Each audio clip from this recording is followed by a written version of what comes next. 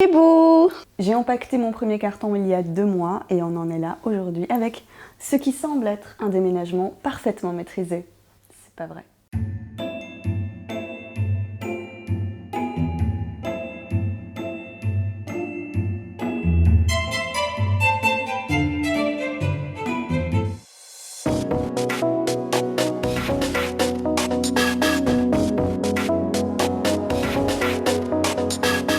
Je sais pas si c'est la crise de la trentaine, mais l'année 2017 a été particulièrement pénible pour moi. Je sais, ça ne s'est pas vraiment vu, surtout vers la fin, et c'est peut-être parce que j'avais déjà pris la décision de tout changer en 2018. J'ai pris en effet quelques décisions assez radicales, que je n'imagine pas regretter, mais qui ne sont pas évidentes pour autant. Première décision, j'ai coupé mes cheveux.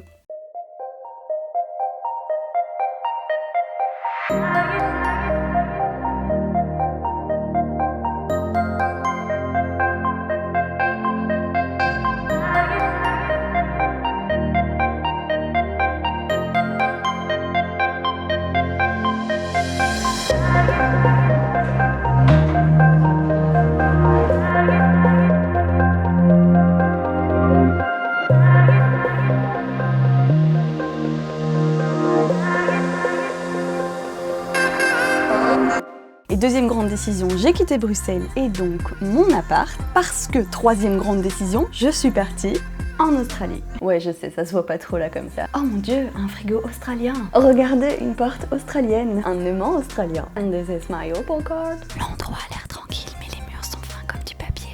Du coup, je vais vous trouver un autre endroit pour pouvoir vous étaler la suite de mes grands changements en 2018.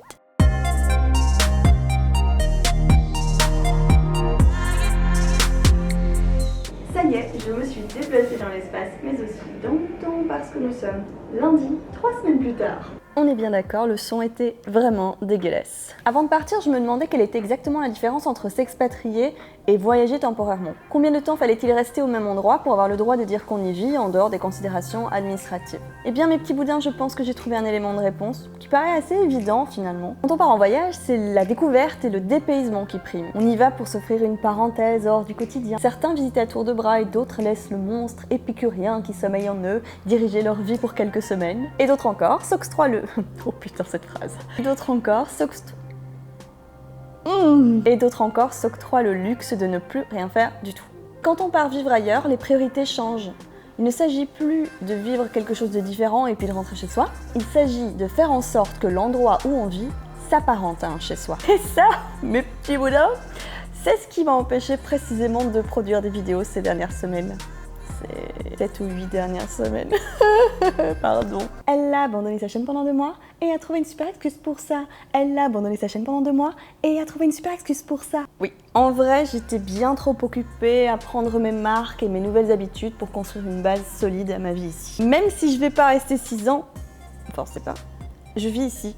Notez ceci dit que actuellement je suis à Kuala Lumpur et en fait je parle de Sydney, mais je pense que vous aviez compris, donc on va partir du principe que vous êtes intelligent et on va continuer. En fait, comptez qu'il m'a fallu presque 3 semaines pour croire et pour comprendre que Sydney existait vraiment. Pour moi, c'était un endroit qui existait dans les livres, qui existait dans les films, qui existait dans les histoires. Au début, j'avais un peu l'impression d'être sur une autre planète, un endroit où toute l'humanité aurait été déportée suite à une apocalypse incroyable. Les gens roulaient à gauche, mangeaient des œufs pochés au petit déjeuner, il y avait du soleil tout le temps, enfin bref, que des trucs dont j'ai pas l'habitude en fait. Ce qui a été la clé de voûte de la construction de cette nouvelle vie ici, c'est vraiment la rencontre de nouveaux amis. Même si beaucoup sont déjà partis, je vais vraiment poursuivre dans cette voie parce que les relations sont ce qui ancre le plus. Il me manque plus qu'un abonnement à une salle de sport et on est bon. Ou pas. Dans une grosse dizaine de jours maintenant, je vais rentrer à Sydney et je vous jure que j'ai hâte.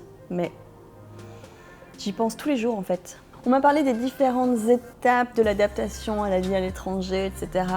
Et je suis complètement perdue en fait. J'ai l'impression d'être dans 10 étapes à la fois. J'ai l'impression d'avoir déjà vécu ma lune de miel, d'avoir déjà trouvé des défauts à la ville, de continuer à l'adorer malgré tout. Évidemment, il y a des trucs qui fonctionnent pas. Il n'y a pas suffisamment de pralines par exemple. Pour en revenir à pourquoi j'ai pas fait de vidéo pendant 2 mois, en gros, avec les cours, la vie sociale et la vie pratique, c'est à peine si j'ai pu voir un kangourou. Alors les koalas, n'en parlons pas. Je suis même pas encore certaine que ça existe vraiment. Mais avec tout ça, je vous ai toujours pas dit pourquoi j'étais partie. Pourquoi?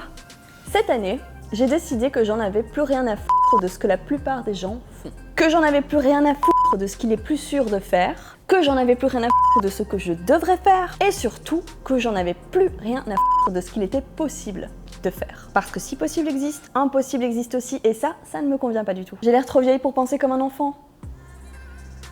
Oh, pardon. Donc j'ai décidé que j'allais prendre du recul, 17 000 km, pour dégager de toutes les pensées conformistes qui s'étaient accumulées dans mon cerveau, ce que j'avais réellement envie de faire de ma vie, ou du moins des 3 prochaines années. Je vais vous refaire une confidence, mais 2017 n'a vraiment pas été une bonne année pour moi. Même si j'ai lancé des nouveaux projets, même si j'ai atteint des objectifs, comme par exemple écrire un bouquin, j'ai l'impression que c'était l'année de trop dans un cycle qui a trop duré.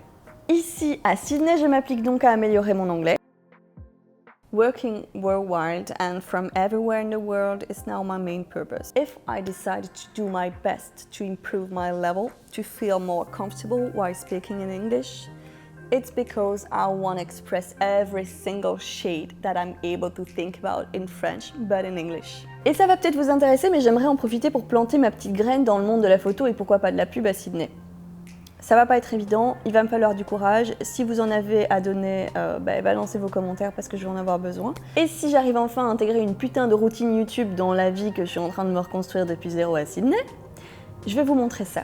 Ça devrait vous intéresser, je pense. By the way, les petits boudins, c'est fou, mais on est plus de 2000, donc continuez à être aussi enthousiaste, ça me fait super plaisir. N'hésitez surtout jamais à partager une vidéo, même si c'est en privé, dans une conversation, etc. Et si vous avez des petites questions à me poser, ou de grosses questions à me poser, posez-les, parce que je pense que je vais organiser une fac. Je vous laisse avec quelques images tournées par-ci par-là à Sydney, et ensuite je vous explique ma démarche par rapport au fait que j'ai coupé mes cheveux, pour ceux que ça intéresse. En attendant, laissez un pouce bleu, commentez, abonnez-vous, partagez, faites caca les uns sur les autres, je vous kiffe. Salut les boudins.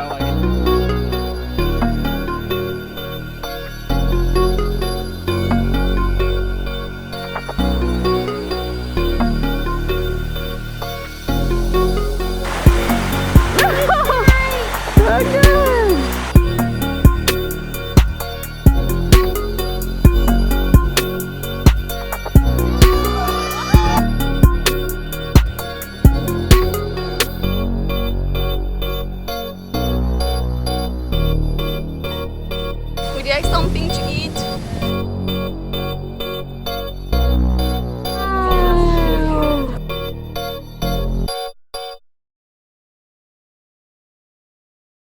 Quand on avait des cheveux aussi longs que les miens, c'est difficile en fait de ne pas envisager de les donner, même en pesant le pour et le contre, même en voyant une majorité de pour au fait de les couper, ça n'a pas été simple, mais la raison qui a fait tout basculer, c'est la perspective de les donner et donc de participer au bien-être d'une femme qui aurait subi une chimio et qui devrait donc porter une perruque faite avec en partie mes cheveux, parce qu'il faut pas mal de cheveux pour faire des perruques.